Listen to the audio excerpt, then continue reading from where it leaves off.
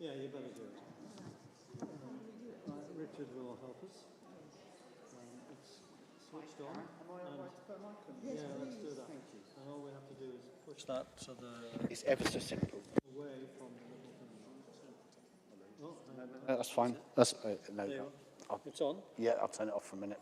Just while you're on camera. Where would you like it? Up here? Oh, around? Yeah, that's fine. Lovely. That's it. This. You can say hello, everyone. Hello, everyone. Yes. Good, it worked. You haven't got a pocket though. No, I'll just put it in front of me. Right. Yeah. And that'll be all right. Doesn't mean you can't wander too far away. I don't know, I have no intention of doing that. I'll stand still. Okay. Come in. Yeah, we've got a few minutes. Yeah. So we're streaming at the moment now, so it's all ready. So we've started that. Okay. yeah, just so it's all ready to go.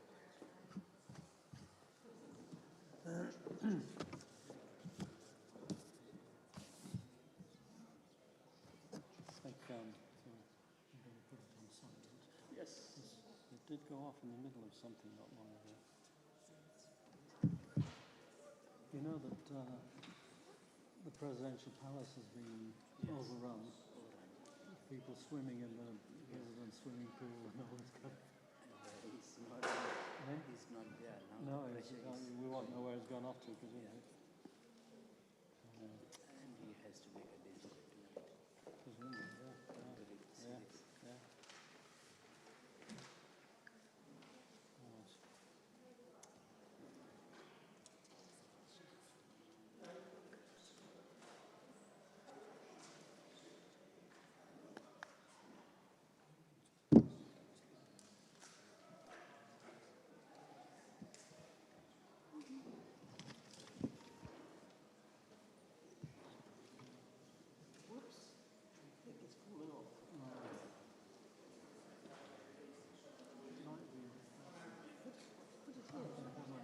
That's a grip.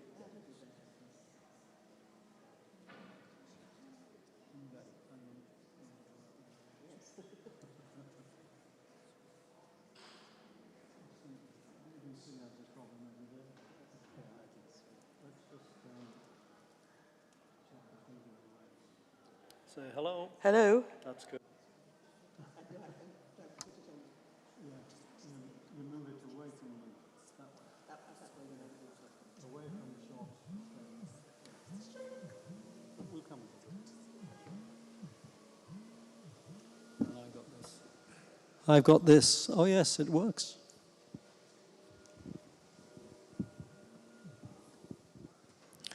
Just going to wait a couple of minutes, folks, to take us, at least according to my watch, up to 6 o'clock moment.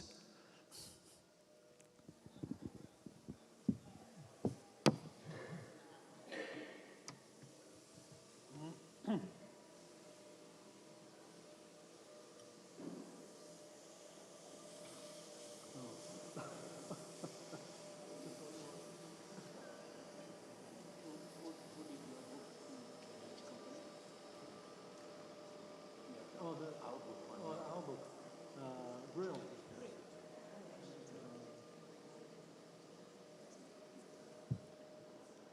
was not easy to get hold of them.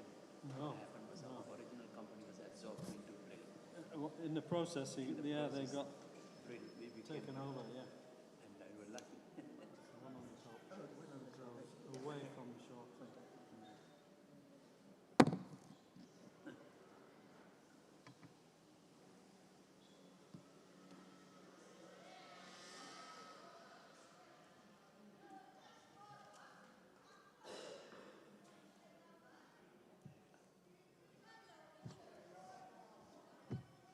It's a throughway, right? Eh? It's a throughway, right? Yeah. So one more person coming, and then we'll begin.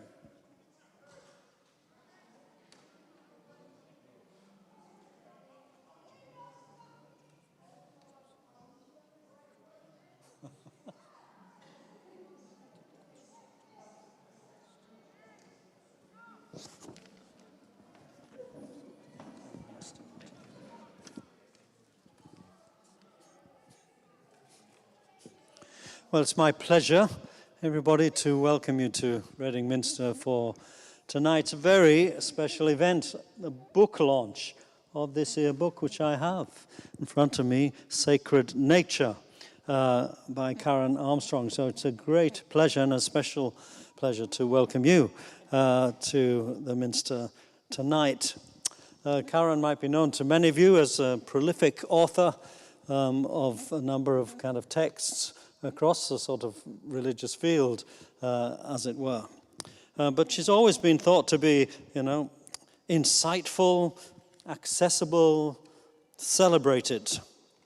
And that continues with Sacred Nature, at least to the place where I've got so far. But here you are. It continues. One of our best living writers on religion. That's the Financial Times. I know you all read that avidly every day, so you'll know that they've said that. But it's true. It is the case. That's what it says on the back cover. The title sort of says, it says, how can we recover our bond with the natural world? So the title covers a whole lot of different angles in this kind of huge field. Our attitudes to and relationship with and thinking about the natural environment, especially climate, of course, and I think actually just our sense of being in the world, which is what comes through to me very strongly in the book, all involved in that title, Sacred Nature. So you might ask, is there a distinctive contribution into this debate from the religions and various belief systems? And maybe we'll get into some of that conversation as we go. So here's the outline. I'm going to ask Karen to just introduce the book and speak for however many minutes she does speak for. Then myself and colleague Shanti Hetirachi here visiting us from, Sri Lanka, where we'll have a little conversation between us for just a few minutes and then open it out to everybody else for comments and questions and statements and so on. If I feel your statements are going on too long, I might intervene and say so. And that'll take us to about 7 o'clock, all told, after which there'll be a bit of book signing for those who want to purchase the book, which will be everybody. It's on a massive offer, so it only costs you £10. If you went onto Amazon, it would be much, much more than that. It's true, and so it's a significant discount. And then there's some things to eat and a glass of wine or juice and so on to take us to 7:30. So that's the outline. It's lovely and cool, isn't it? And a few people have said that.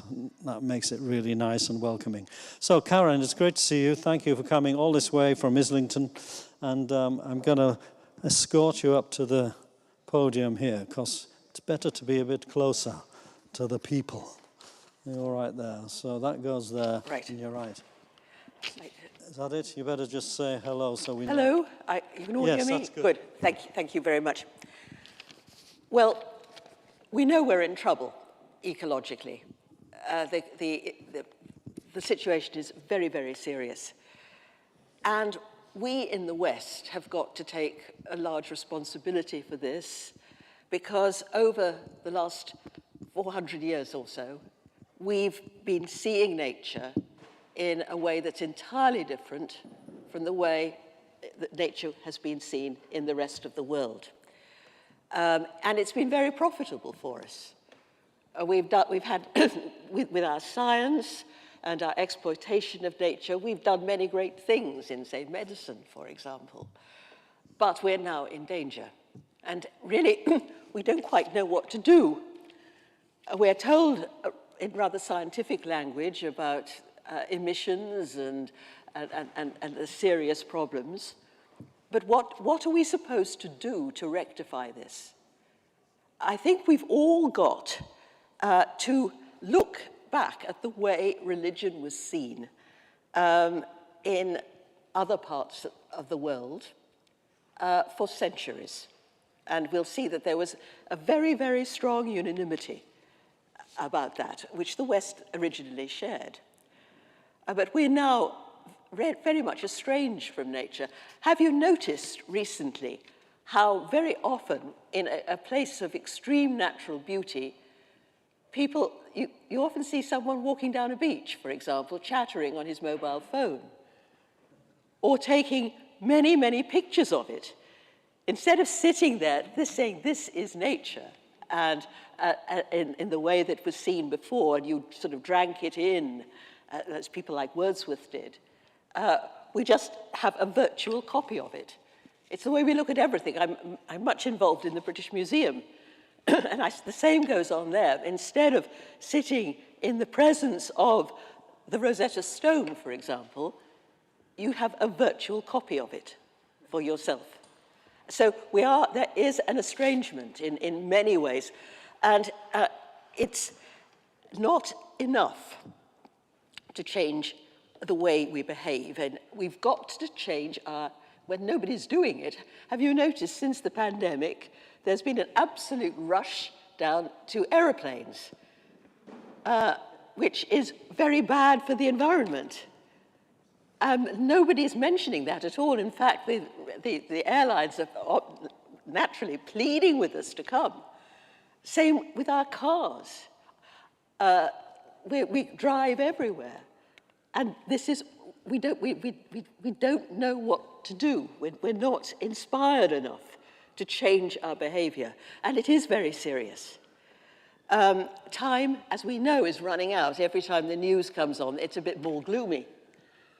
And we have a sinking feeling, but what do we do? People get angry about it, and there are these Extinction Rebellion demonstrations, and that's good in bringing the problem to people's notice, but I don't think anger helps. And I think it just, if you nail yourself to the motorway, all the people who are stuck are just going to be furious. And we've got to change the way we behave. And time is running out. Now, we started on a different course from the rest of the world in about the 16th century. And the difference became very clear, for example, when the Jesuits, who were great missionaries,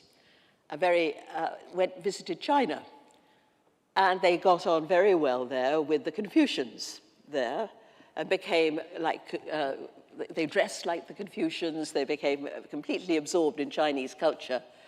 And the Jesuits were very interested. They brought with them the new European science. And that had caused quite a rumpus. Galileo, if you remember all the fuss about Galileo and Copernicus and the idea of the sun, in the middle of the world, the universe, and all the planets, and turning our thought about nature upside down. And the Confucians took all that in their stride. They didn't have any problems with that. But they were very, very puzzled. They said, the West is very proficient in scientific observation, but they do not understand the qi. Now, the qi, it's spelled Q-I in English, but it is qi, is an example of a force that we find in every single pre-modern tradition, virtually. It's almost like an archetypal idea. The qi is, it's not a god. In fact, it produces the gods. It's a force that is spiritual as well as physical, that is constantly roiling, producing new things and less other things dying away. It's present in life, in every single object, bird, animal, human, cloud, is a product of qi.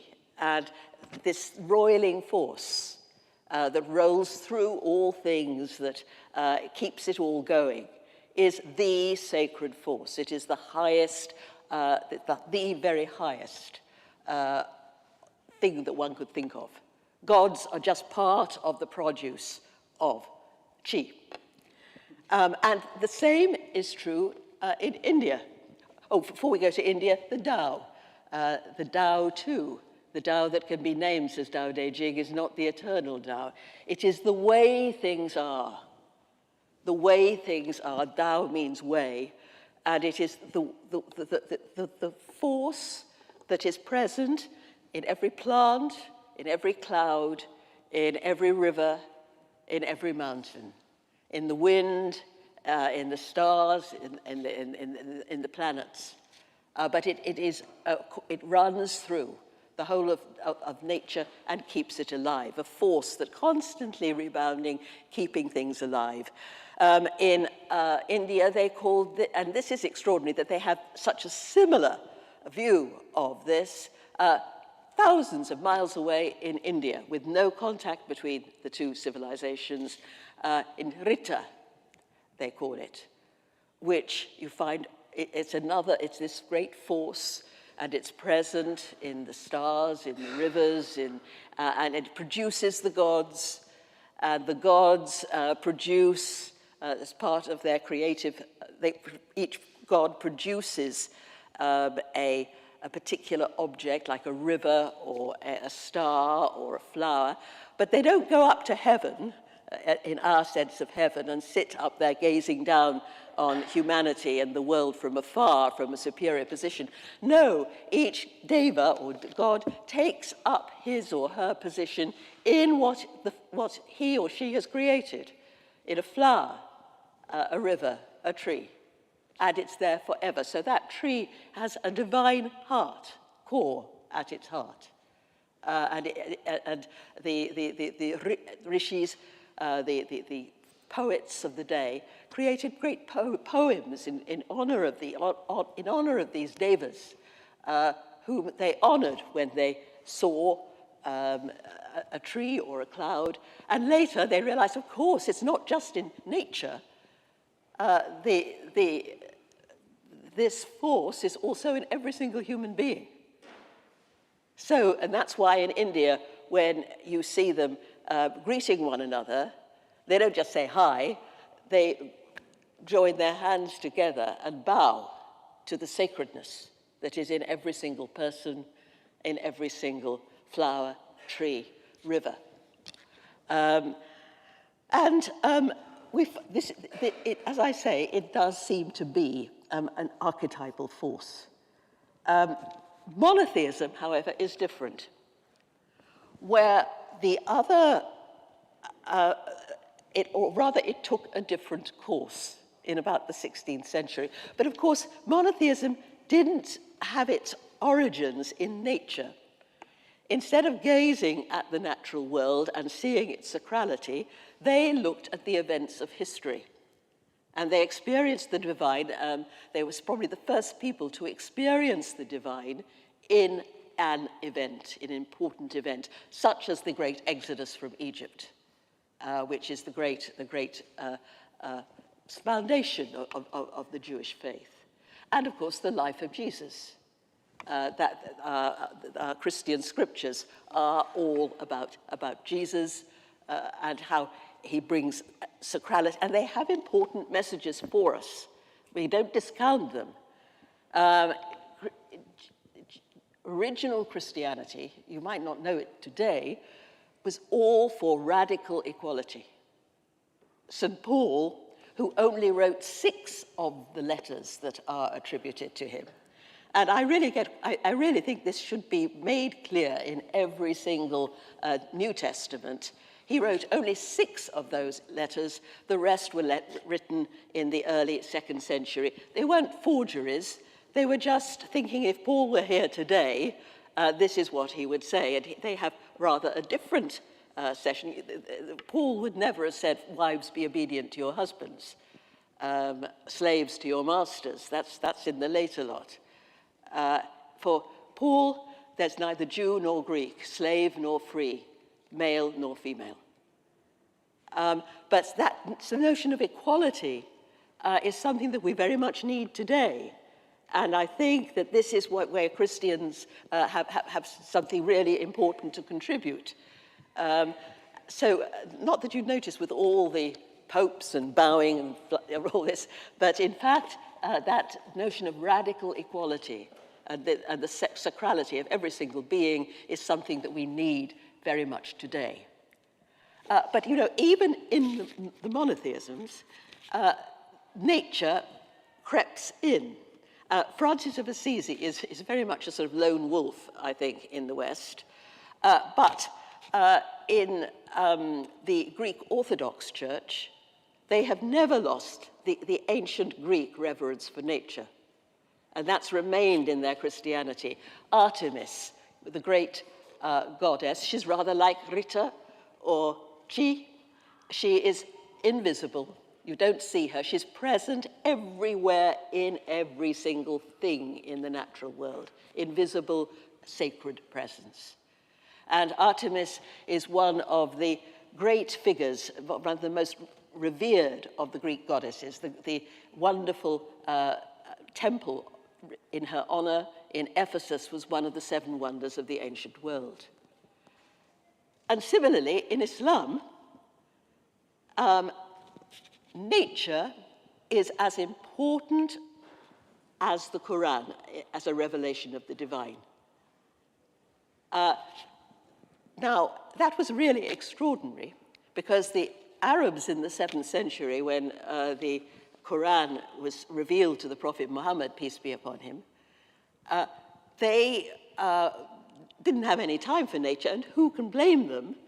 They were living in what's now Saudi Arabia in a hideous climate which couldn't produce enough food for them all, so they were endlessly fighting one another for food and taking food away from one another, and they were all suffering from acute malnutrition. But no, the Quran comes out and says that these wonderful people, you don't get it in English. Don't say you've read the Quran. You haven't. The Quran is something that you listen to. It's like reading the libretto of an opera without the music. It's nothing there. I remember, I've experienced this myself years and years ago in the 1980s when I was doing quite a lot of work in Israel-Palestine at the moment, filming work. One night I was hurtling around with a lot of young Palestinian men around the West Bank. We probably wouldn't be able to do that today. And it was all very rowdy, and they were singing and drinking beer. These were not devout Muslims. But suddenly, the Quran came on the car radio. And these young men were absolutely transformed. They said, "Oh, Karen, I wish you could hear this. It means this. This is what it means." And someone said, "Yes, but it also means that," because the Quran has ultimate meanings. And the great translator of the Quran, Michael Sells, says that sometimes in Cairo, when they're stuck in traffic jams, and the traffic in Cairo is appalling, and the heat is appalling, and everybody's getting very restive on the bus, the driver will put a cassette on the car radio. Now, I can't imagine what would happen if in the London rush hour someone put a reading of the New Testament, for example, on the car radio. But gradually, he says, as this chant comes out, people start calming down. You see that they start looking inward. There's a sort of silence and a peace. And that is the effect of the Quranic music, which you don't get in translation. That's a bit of a sort of bypass, but it's an important one.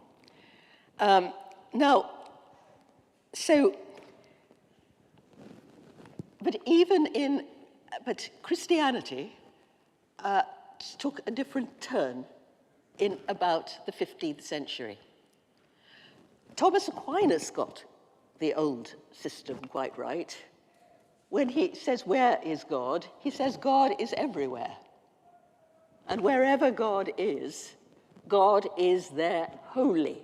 He's not just a little bit of God in this and that and the other. God is wholly present in every flower, every tree, just as Rita is.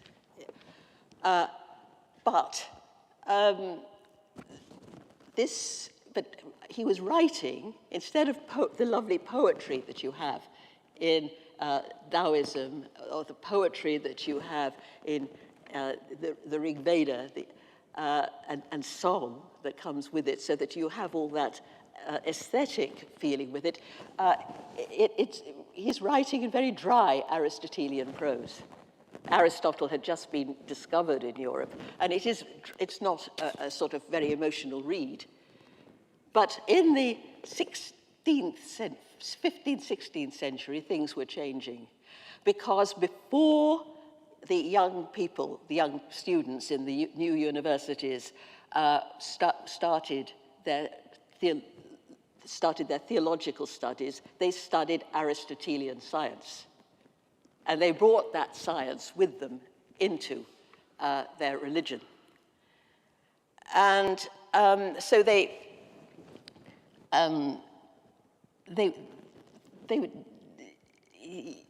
you have rather dry new theology, unemotional, coming out, and they have this idea of a God who is in charge of, they take in a literal way many of the Old Testament and New Testament views of the divine and create it into a sort of science. So God is in the heavens, our Father who art in heaven. And we think of him very much, at least I did as a child, very much as up there, not down here with us.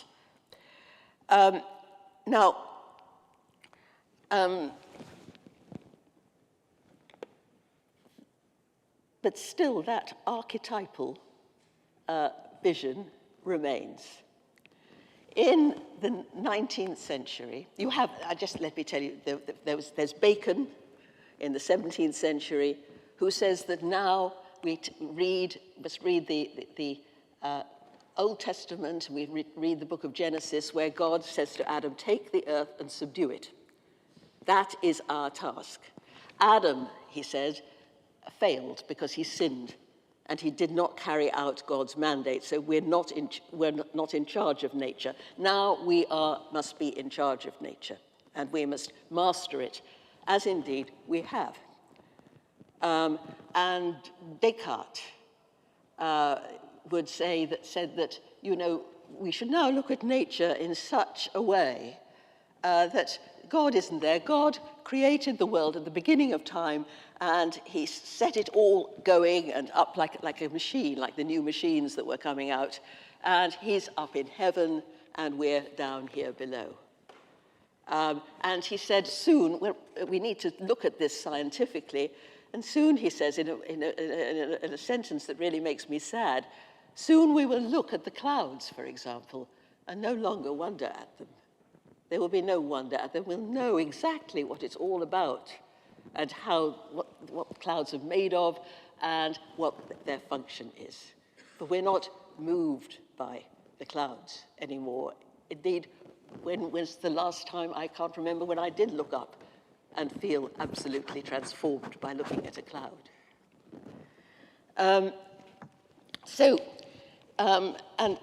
Newton, of course, who reduces God to a sort of larger version of himself, who set the thing up in motion as a scientist would, and set the whole thing going like a machine. And he said he was clear that this God was very well versed in mathematics and geometry, just like Newton himself. A larger version of God has been shrunk to a bigger version of Newton. And today, we have used nature, abused it, and we are now on our telephones when we're gazing at a thing of beauty, instead of letting nature speak to us, touch our very heart. Now, what I've done in this book is look at some of the ways that people in the ancient world used to nourish this sense of nature. Let's take sacrifice, for example. Now, we think of sacrifice as a very cruel thing that you know, where an animal is killed and, you know, and eaten, and the animal is killed, and it is how awful and how sad. But what we don't think of is the millions of beasts who are slaughtered heartlessly every day in our abattoirs.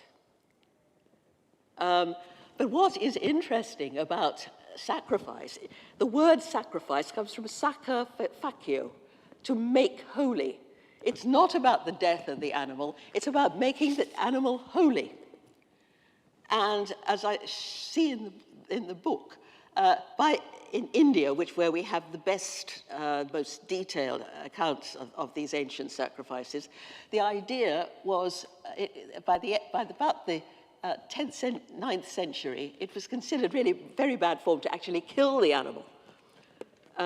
It was better if you gave, after it had been through all the ceremonies which made the animal holy, which made the sacrificer who was financing the sacrifice a holy person, and what they were making in a not just one ceremony, but for months at a time, this process took, making a spiritual journey to heaven. And the animal was usually let go and given to one of the priests. So sacrum facere, what we should try and do day by day is what the ancient Indians were taught, because not many people, only the aristocracy could take part in these sacrifices. The common people didn't. But they had their own way of making holy, sacrum facere. They were told that every day they should honor every single person who came into their house, whether they liked them or not, and treat them as if they were gods. Every time they meet someone, they should bow, recognizing the sacrality in the other person. And they should spend every day in what they call reading of scripture. But they weren't reading scripture in our sense. You just sat and you had a hymn in mind and looked at the horizon and became quiet and felt yourself at one with the natural world. And we could do that day by day, looking at a tree, a flower, a human being, a dog, and seeing it as sacred, honoring it in a way, and making that habitual. We probably look rather odd to do this to a friend, but do it in your heart and make a habit of it. There's another, the golden rule. That's been, as I've written in many of my books, that's been the heart, has been enunciated by every single one of the major world religions as the essence of faith. It was first promulgated, as far as we know, by Confucius in the 6th century BCE. Do not impose on others, he says, what you yourself do not desire. Look into your own heart, discover what gives you pain, and then refuse under any circumstance whatsoever to inflict that pain on anyone else.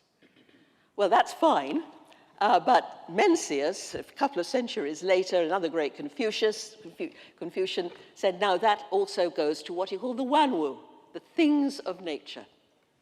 They must also be honored in exactly the same way as you honor a human being.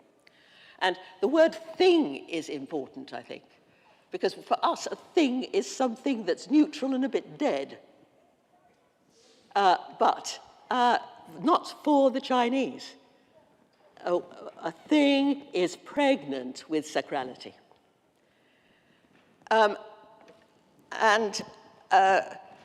are many more. I think I've got to open up the questions for a moment. But in the 19th century, Wordsworth and Coleridge, the great poets, were very concerned about all this, of what was happening to the way we saw nature, the way we thought about sacrality. And He, as a young boy, he'd experienced nature in a kind of ecstatic way. And I felt rather the same as a little girl living in Worcestershire. But that goes as we go over, and it fades to the light of common day, says Wordsworth. But later in his life, he says he has learned to look at nature differently. He's taught himself to look at nature in a different way, and if Wordsworth can do it, we can all do it too. I have learned to look at nature, he says in Tintern Abbey, not as it was as a young man, but hearing oftentimes the still sad music of humanity, nor harsh, nor grating, though of ample power to chasten and subdue. And I have felt a presence that disturbs me with the joy of elevated thoughts, a sense sublime of something far more deeply interfused, whose dwelling is the light of setting suns, and the round ocean, and the living air, and the blue sky, and in the mind of man. A motion and a spirit that impels all thinking things, all objects of all thought, and rolls through all things. And that is Chi, that is Brahman, that is Tao. And Wordsworth, years, centuries later, far removed from China, I don't think he knew anything about Chinese philosophy, though correct me if I'm wrong, that's how he came to see nature. It's in us. And we can all do it. There's also, I'd like to finish with a prayer, a Chinese prayer, Confucian prayer, that is something that we could just meditate on every day. It's in the book, and it goes like this. Notice he says it's a prayer that was said to have been invented by the Buddha, when some people from the forests came and said, look, we can't do this yoga, and we haven't got time for all this monastic stuff. And he said, never mind, just say this, use this prayer. And he gave it to them. Notice he's saying, not all people, but all beings. Let all beings be happy, weak or strong, of high, middle, or low estate, small or great, visible or invisible, alive or still to be born. May they all be perfectly happy.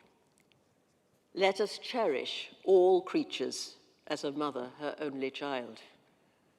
May our loving thoughts fill the whole world, above, below, across, without limit, a boundless goodwill toward the whole world, unrestricted, free of hatred and enmity.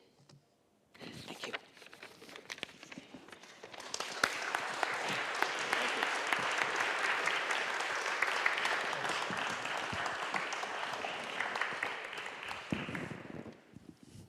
So I think what we'll do now is I'll have a little question, and Shanti will after me, and then we'll open up the floor, I think. So thank you very much for drawing our attention to Chi, the energy, sacred energy, if you will, running through all things, and pronounced differently in different cultures. It makes me wonder whether the appeal to that kind of spirituality, which I endorse, by the way, whether it's going to be enough to change hearts and minds, in the sense that you're right to say we've drunk from the scientific well deeply, and maybe, well, certainly to the exclusion of other kinds of perspective on the world.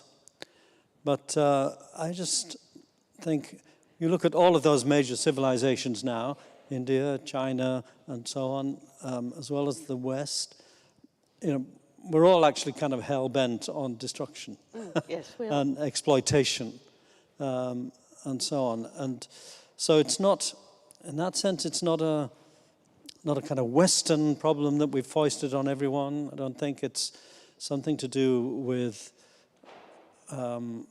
losing this. I mean, I think that's what you're saying, isn't it? Yeah. Losing this sense of sacredness at the heart of all things. And what we need, it seems to me, is some kind of dialogue, if you like, between that kind of spirituality, presence of the sacred in all things, contemplating it as what you came to towards the end of your talk, and then some sort of prophetic heat at the same time to say that as a contemplation in one sense is not quite enough. There's the change of the human heart that's required, and sometimes that might require maybe gluing yourself to the road. Maybe, but I don't think making people angry is going to help. It's a way of trying to change the way we think, the way we view the world, and to view it with reverence. There isn't much reverence in our world,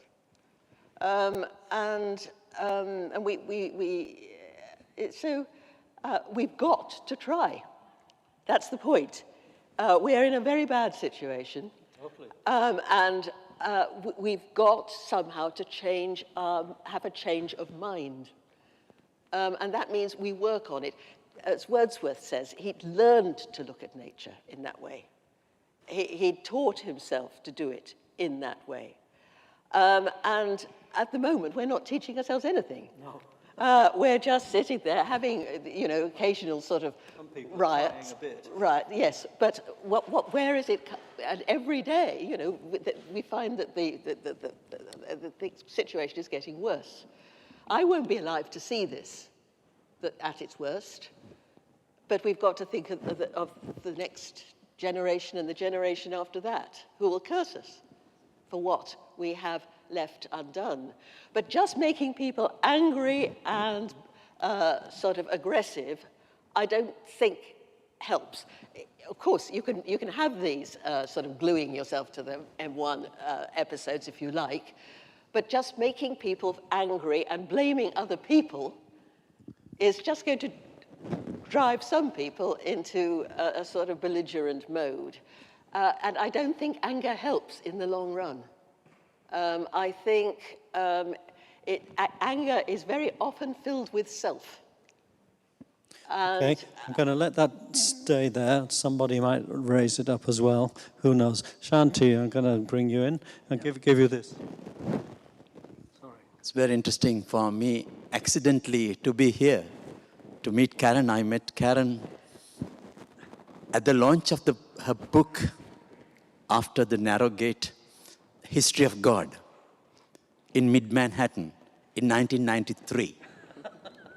I was a student in Fordham, and it was in the midst of a prestigious synagogue in mid-Manhattan with Episcopalian bishops, priests, Catholic priests, bishops, and a whole heap of muftis and rabbis, both from different radical and reformed and orthodox.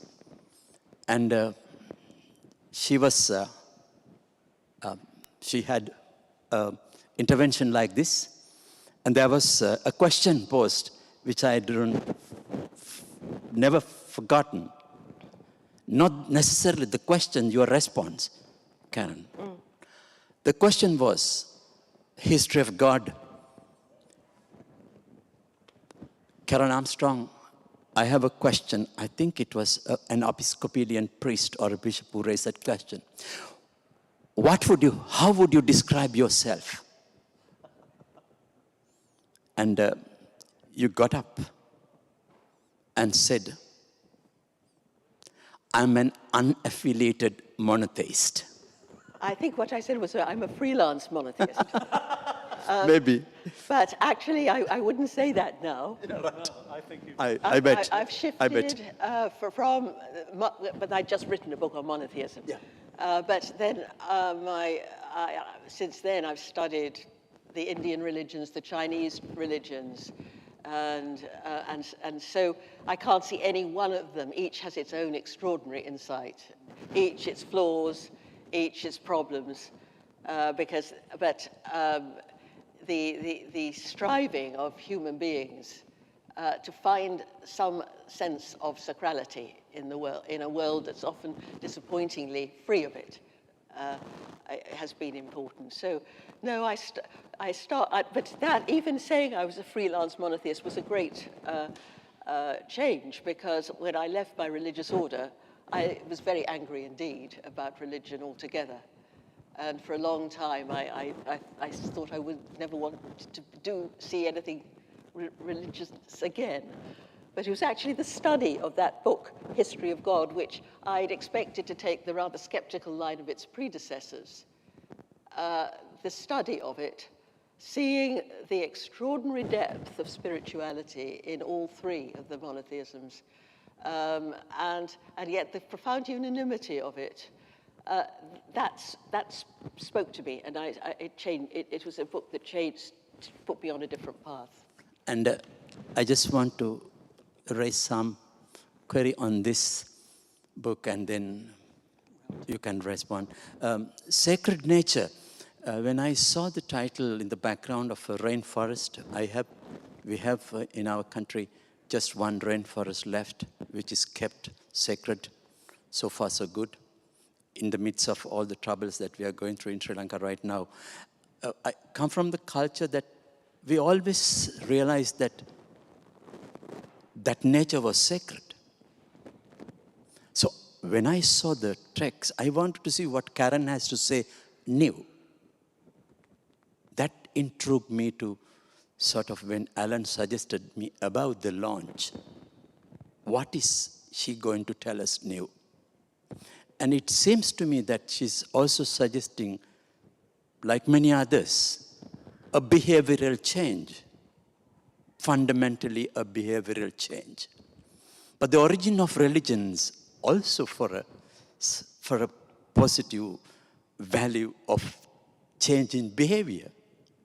But what has it done? We have the monotheistic traditions, interested in, obsessed sometimes in history, teleological history, that it has a beginning and an end.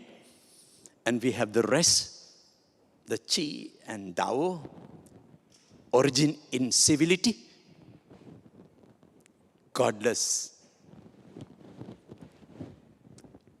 no God, non-God, but in civility, in-depth understanding of civility. And that civility will lead you to right behavior.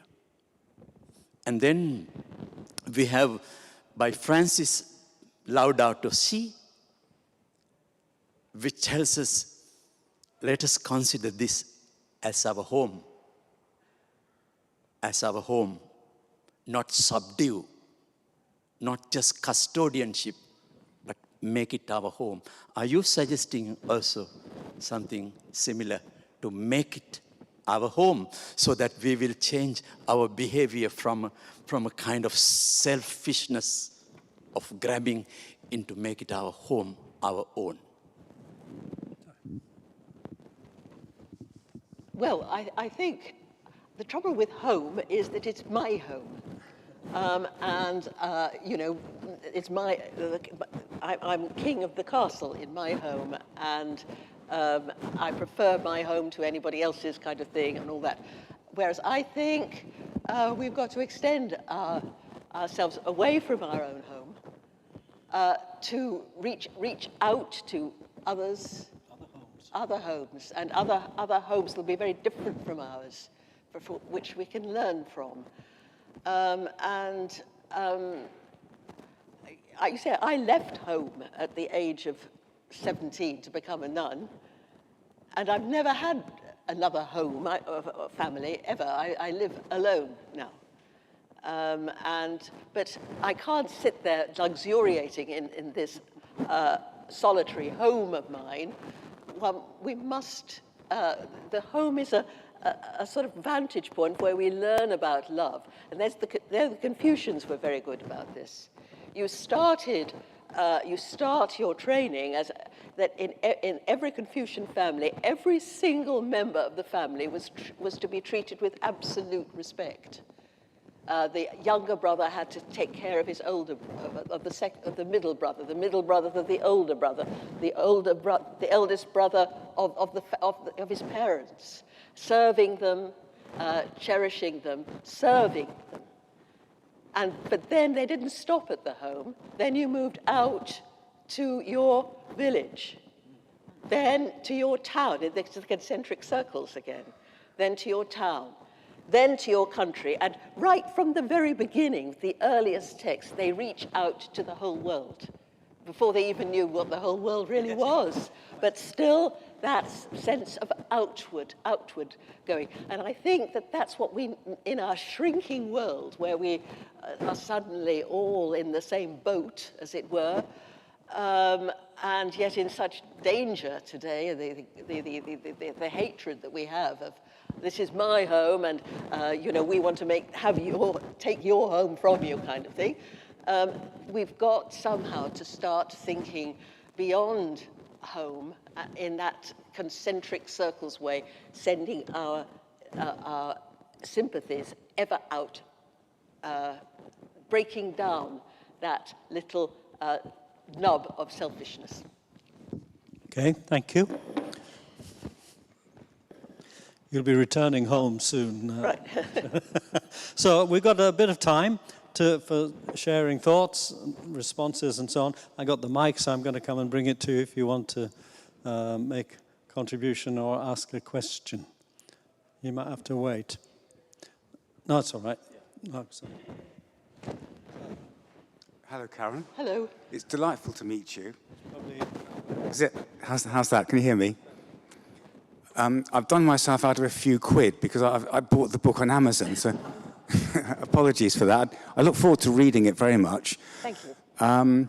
We've referenced people gluing themselves to motorways and so on. People of my generation perhaps aren't going to have as much input into this as the younger generation, so I wonder what you think of someone like Greta Thunberg, whether you regard, well, I don't know if you reference her in the book, and whether you regard her as an ally. Good question. Well, I think that's excellent. I mean, excellent, this young girl with a vision and bringing this to our attention. Yes, I mean, I think she's especially for youth, and it's the youth who will be suffering most, I think, from our failures.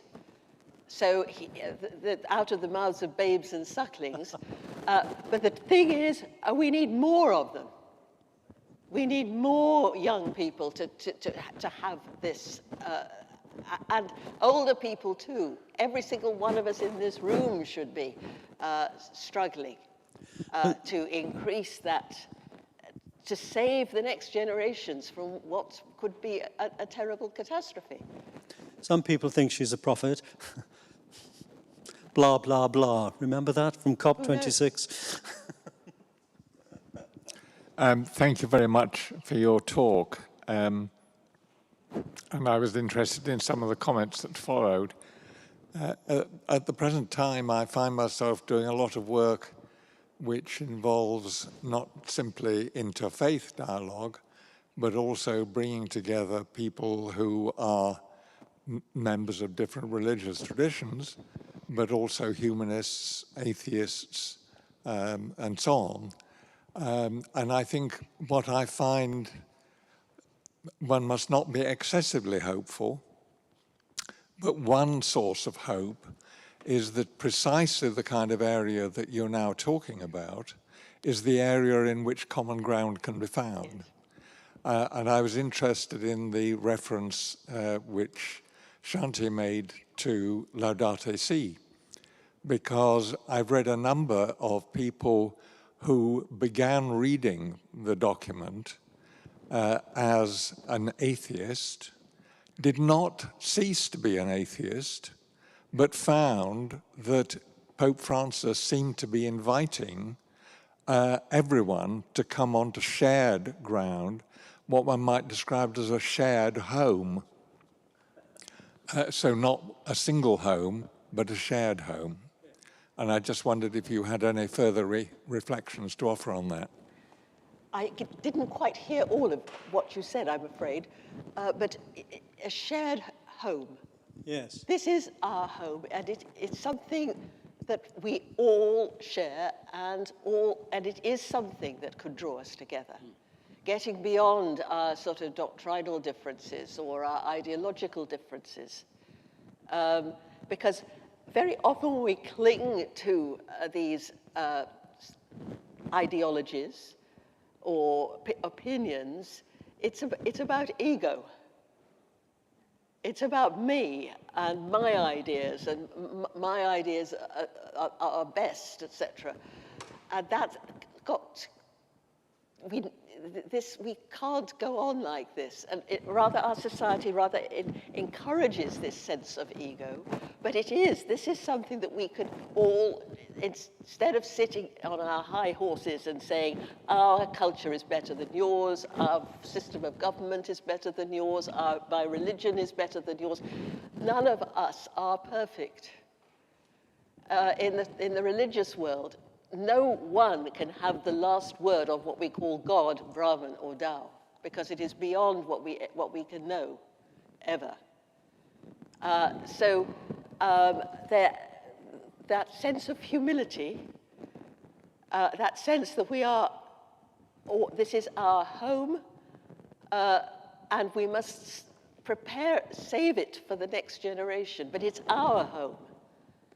And I think you're right, I think this can help people to reach across the divides of politics and dogma and righteousness, and realize that we are all in the same boat, we're all in the same world, we all face the same imminent disaster. Thank you.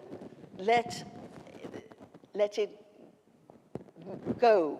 Let that ego go. I'm going to pass on to the next one here. Sorry? I'm going to pass on to the next comment. All right. Well, a very simple question. Are you an optimist or a pessimist about our future? Could you repeat that for me? Okay. Are you an optimist or pessimist about our future? Oh, gosh. Depends what day we might ask you. It's a hard thing to say. It's a hard thing to say. So I am a pessimist by nature. I don't look on the bright side of life. I can't. And the sorrow is so awful, and what's happening in the world is so awful, politically as well as environmentally. But in a sense, what I think doesn't matter. I think we have to just get rid of what I feel about things. Has that become a form of ego? And ego's got to go. If we want to save the world, we have to lay aside what we like, what we believe, what we desire, and our faith or our society is better than yours. Because we're all in this mess together. Thank you. Sorry, we have another one here. Yeah, I'm just interested. I'm totally with you on your call for a kind of personal transformation in the way we view nature and the way we view the world. You've mentioned politics, you've mentioned religion. The one thing which I find is a huge tension in this is that this ecological and climate disaster we're facing is caused by economics. And our economic system is based on extractivism. And when you talk about future generations, there are people dying now in the global south through climate change because of this economic system.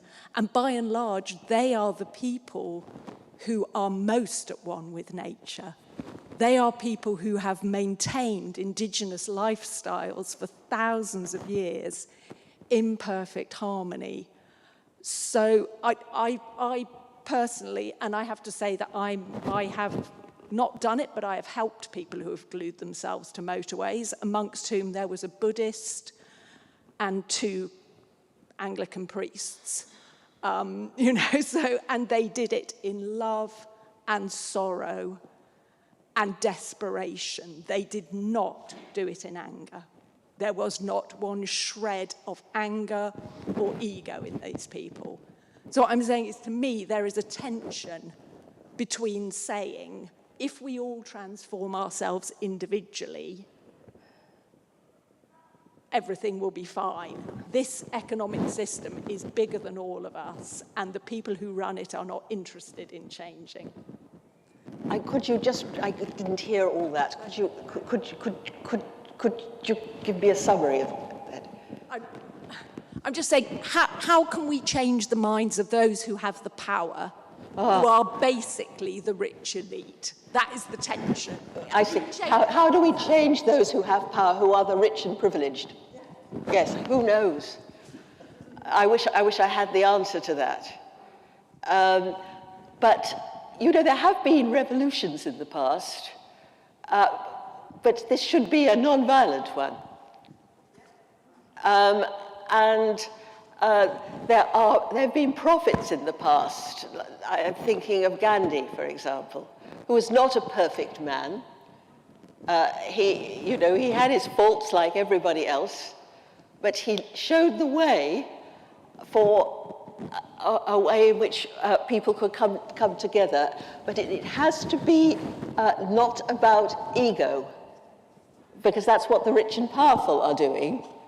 And often we're so often encouraged to be sort of self-assertive and to sort of be the center, make us, popular culture often makes ourselves the center of our world, our feelings, our hopes and fears and dreams. We don't matter. Each one of us is precious. Each one of us should be regarded as sacred. But none of us have the right answer. We have somehow to get rid of this sort of nationalism, culturalism, meism, and put the world first, put nature first, because that's our home. And it's the home of everybody. And somehow we've got to become extremely dissatisfied with the way, the divide between the rich and the poor, and be shocked by it and let it trouble us. Let it keep us awake at night. And not sink into sort of an easy piety, the thinking that all is well. Thank you. I'm pushing us on a little bit, Karen. Hope you don't mind. Okay. Yeah. Thank you. Speak closer. We need. That's all right. We need inspiration. In my youth, That's it. In my youth, I was a long time ago, I was inspired by Albert Schweitzer and his respect for life, Yes. which was wonderful. Yes. Now, my hope is that this book we can use it to inspire people in the same way that we use your wonderful book about compassion. It is up to us to set the message. A mischievous question: how can we inspire politicians to think beyond the next election? Well, talk about a difficult problem, because politics seems to me to be all about ego. And me, mine, my power. I mean, I cringe in front of the television at the moment as I see them all coming up. We are in such a mess that we have to a bit of ignorance, a bit of agnosticism, a bit of I don't know, where are we to go now? Instead of each one of these candidates is going to be telling us that he or she has the answer to how to save our country and our planet. None of us can say that.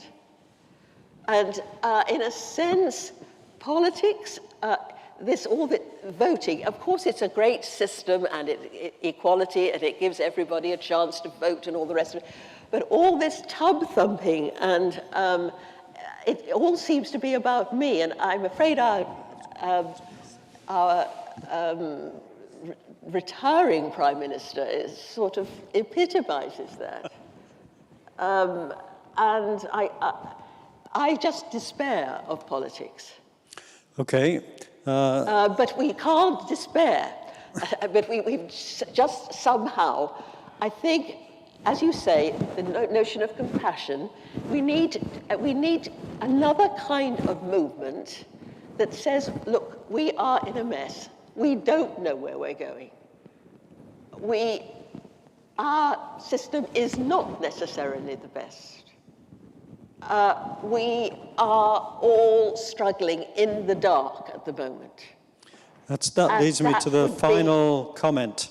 Oh, We're struggling in the dark. She's never in the dark, but Joanne here has a question. Thank you. Thank you. It strikes me that a lot of what people are saying is a concern that it's all very well us having this sense of sacred nature, but maybe it's too late to make enough of a difference to the people who are really going to change things, and that maybe there's other strategies that we need to be bringing in to make those changes. So that I'm wondering if this sense of the sacred nature's biggest value to us is in helping us cope with our changed world, with the new world, impoverished world that we're going to have to deal with. Maybe that's where we can draw most use from that, because it's too late to change enough people otherwise. I think what we have to do is somehow awaken, awaken our sense of the natural world, so that for each one of us, it becomes something of absolute sacrality, of absolute preciousness. It's our home, it's beautiful, it's extraordinary, and we are destroying it. And I think it's not a question of tub thumping or demonstrating that these things help. These things bring things to the conscious. We've all got to have a change of mind and heart, and somehow dismantle that ego that we're brought up to be ego, to be self-assertive these days, and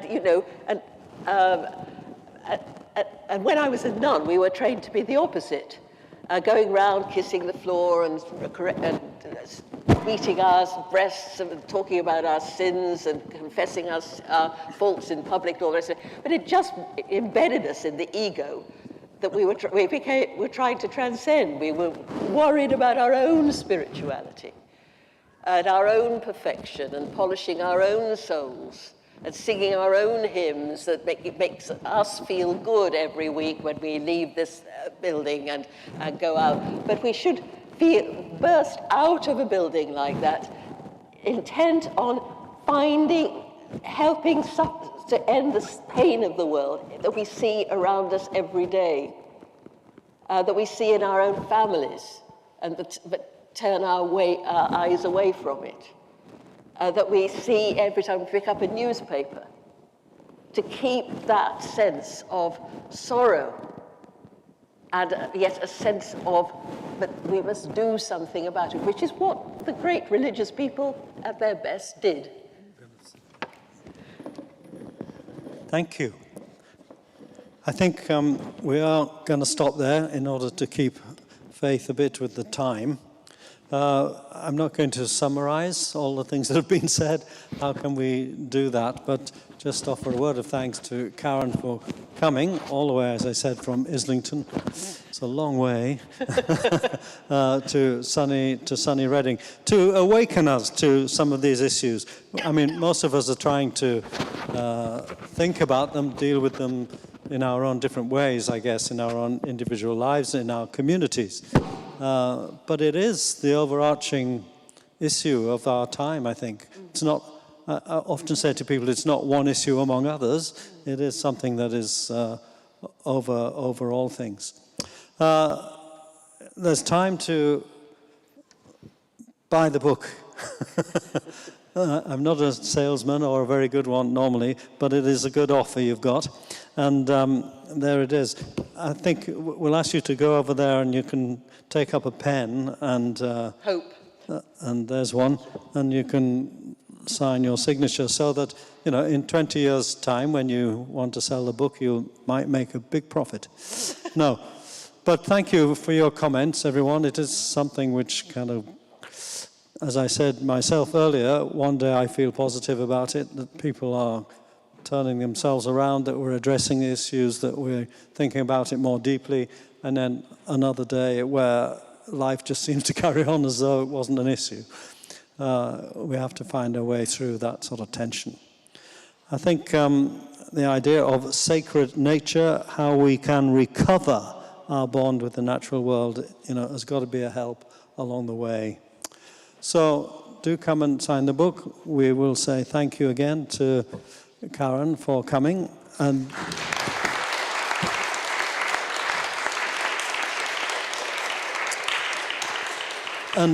after you've bought the book, actually, yeah, there is some refreshments over here, so do make your way in that direction.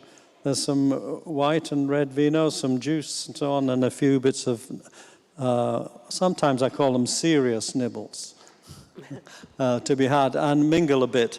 If you have your question you didn't dare ask and you want to have a word with Karen, I'm sure she'll be open to that too. Do I sit here? Or No, you're going to sit over there to sign the books, you see, when they all queue up. We hope. A £10 note is a good one, or there's a machine there if you've only got a card. Thank you. Your handbag is somewhere, that's something different. Thank you again for coming, everyone. Yeah, it's here. Yeah, thanks.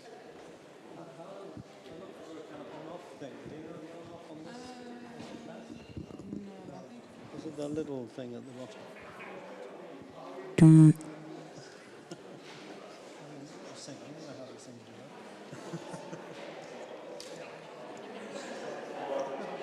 It's interesting.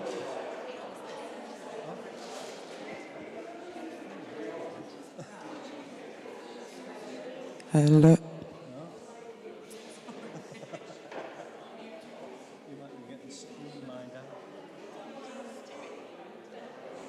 Anyway. I have no idea. I leave it with you.